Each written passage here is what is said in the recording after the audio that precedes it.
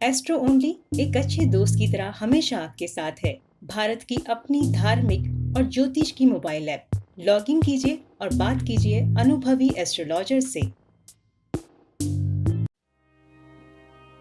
यह बात सोचना कि ईश्वर हमको दुख दे रहा है, यह बात निश्चित रूप से पूरी तरीके से सही नहीं होगी। ईश्वर अगर किसी को दुख दे रहा है तो वह ईश्वर नहीं हो सकता है। पहली बात, मान लीजिए कि हम कृष्ण की पूजा कर रहे हैं, कृष्ण जी को देवता मान रहे हैं, कृष्ण जी को देव रूप में, माता पिता के रूप में पूज रहे हैं, तो उस स्थिति में यह बोलना कि हमारे देव या फिर हमारे पूजनीय, जिनको हमने माता पिता के समान माना, वह हमें दुख दे रहे हैं,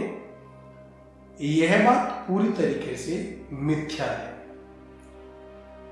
दरअसल दुख और सुख यह हमारे कर्मों के ऊपर भी निर्भर करता है। ईश्वर हमें दुख देने के लिए बैठा है और ईश्वर हमें दुख दे रहा है, यह बोलकर और ऐसा समझकर या ऐसा बोलना, इससे हम ईश्वर के स्वरूप को भी कम कर रहे हैं और ईश्वर की निंदा भी कर रहे हैं। ईश्वर हमें दुख नहीं दे रहा है और ऐसा भी बोला जा सकता है कि ईश्वर हमें सुख भी नहीं दे रहा है। समझने के लिए हमें बस थोड़ा सा अपने मस्तिष्क को ओपन करना होगा, अपनी सोचने समझने की शक्ति को बढ़ाना होगा। कि इसमें गीता में भी भगवान श्री कृष्ण ने यही बोला कि व्यक्ति को कर्म करना चाहिए और कर्म जैसे वह करता है उसी प्रकार के चीजें या बोले वैसी ही परछाई व्यक्ति के साथ चलती हुई नजर आती है। हम दोपहर के समय जब सूर्य हमारे सर के ऊपर है, हम चल रहे हैं, तो मान लीजिए हम कर्म कर रहे हैं और एक हमारी डार्क शैडो हमारे साथ चलती हुई नजर आएगी। तो जब हम इस जीवन में कोई भी कर्म कर रहे हैं, अच्छा कर्म कर रहे हैं, तो उसके द्वारा उत्पन्न सुख बोल सकते हैं, वह हमको मिलेगा। और अगर कभी विपरीत परिस्थितियां भी आई तो उस समय में अच्छी पॉजिटिव शक्तियां हमारी मदद करती हुई नजर आती है। और यदि हम कर्म गलत कर रहे हैं, गलत कर्म से अर्थ, इसके ऊपर एक अलग बहस हो सकती है, अभी उसके ऊपर नहीं जाते, लेकिन जब हम वो कर्म कर रहे हैं जो शास्त्रों के अनुसार नहीं बताए गए, उनसे उत्पन्न चीजें या उनसे कर्म से निर्मित फल हमको प्राप्त होता हुआ दिखेगा। यदि हम आम खाने के अभिलाषी हैं तो हमें जमीन के अंदर आम का बीज, इसको गुठली बोलते हैं, वह लगानी होगी।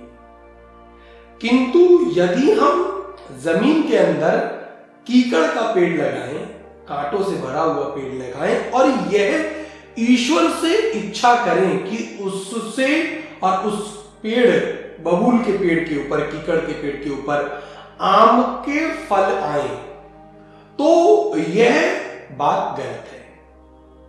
आप इस उदाहरण से समझ सकते हैं कि हम क्या कर्म कर रहे हैं।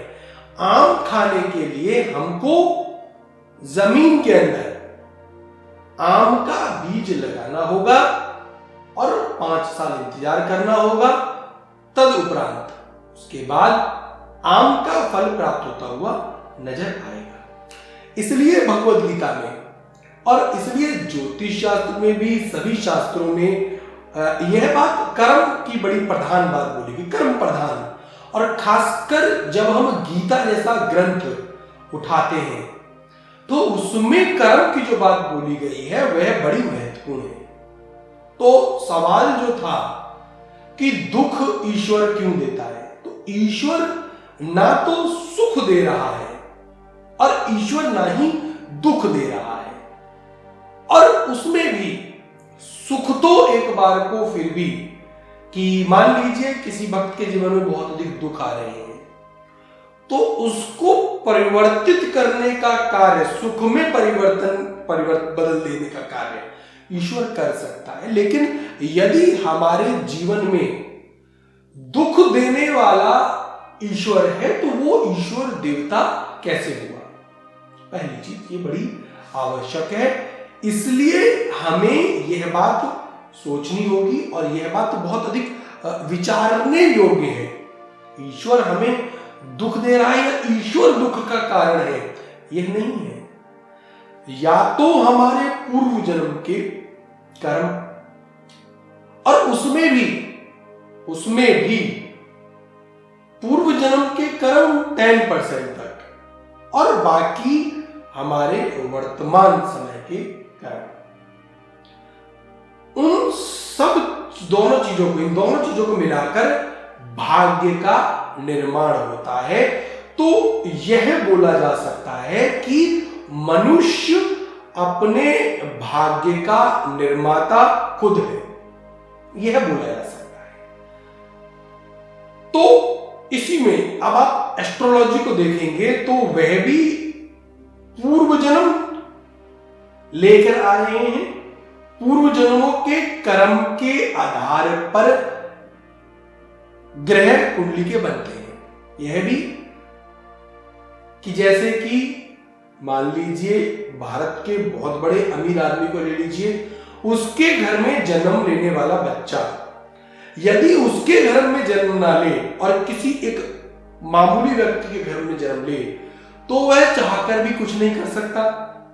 और वह अच्छे घर में जन्म लिया उसने, इसलिए उसके हाथ में और मुंह में चाहे सोने की चम्मच बोलिए या चांदी की चम्मच बोलिए।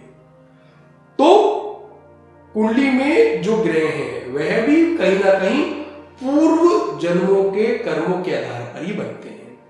मान लीजिए किसी व्यक्ति को मोक्ष की प्राप्ति होगी, कुंडली में ग्रह भी इसी तरीके के बन रहे हैं, तो उसमें उसके पूर्व जन्मों का है। जैसे गीता ने कहा कि व्यक्ति मरते समय जो इच्छा रखता है, भगवान श्री कृष्ण अर्जुन को यही बताते हैं कि व्यक्ति अंतिम समय जैसी इच्छा रखता है, अगला जन्म, अगले उसके भाग्य उसी पर निर्भर करता है। तो यदि मरते समय मोक्ष की इच्छा रखी जाए और उस जन्म में भी कर्म अच्छे हैं पिछले में, तो इस जन्म में मोक्ष भी मिलेगा और अच्छा भाग्य भी मिलेगा। तो हम अपने भाग्य के निर्माता खुद हैं, यह बात सोचने योग्य है। हम अपने दुख के लिए ईश्वर को जब जिम्मेदार ठहरा देते हैं तो यह हम अपने साथ नाइंसाफी कर रहे हैं, यह हम अपने साथ न्याय नहीं कर रहे हैं। इससे हम एक एक्सक्यूज ढूंढ रहे हैं कि हमने तो जो किया किया, लेकिन बोल क्या देते हैं हमारे दुख का कारण ईश्वर है। नहीं, ईश्वर नहीं है। हाँ, ईश्वर की भक्ति करके हम उन दुख से कुछ % बच सकते हैं।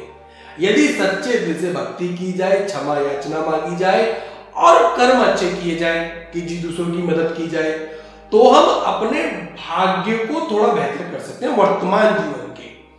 किंतु ईश्वर ही 100% हमारे दुख के लिए जिम्मेदार है, ऐसा बोलना और मानना पूरी तरीके से अपने साथ न्याय संगत नहीं बोला जा सकता है। यह बात गूढ़ है और गहरी बात है।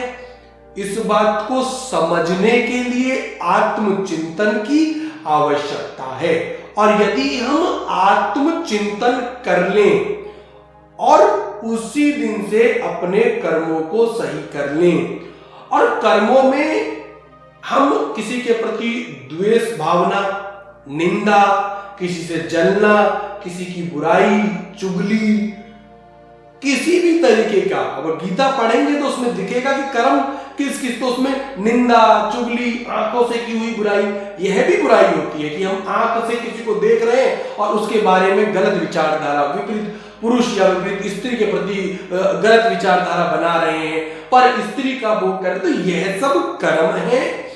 और इन्हीं सब कर्मों का वर्णन भगवान श्री कृष्ण ने गीता में किया है। तो आज के समय में आत्मचिंतन नहीं हो पा रहा और हम अपने हर चीज के लिए ईश्वर को जिम्मेदार ठहरा देते हैं, यह हमारे दुख का कारण है। ईश्वर हमारे दुख का कारण ना कभी था, ना कभी है और ना ही कभी रहेगा। एस्ट्रो ओनली एक अच्छे दोस्त की तरह हमेशा आपके साथ है। भारत की अपनी धार्मिक और ज्योतिष की मोबाइल ऐप। लॉगिन कीजिए और बात कीजिए अनुभवी एस्ट्रोलॉजर से।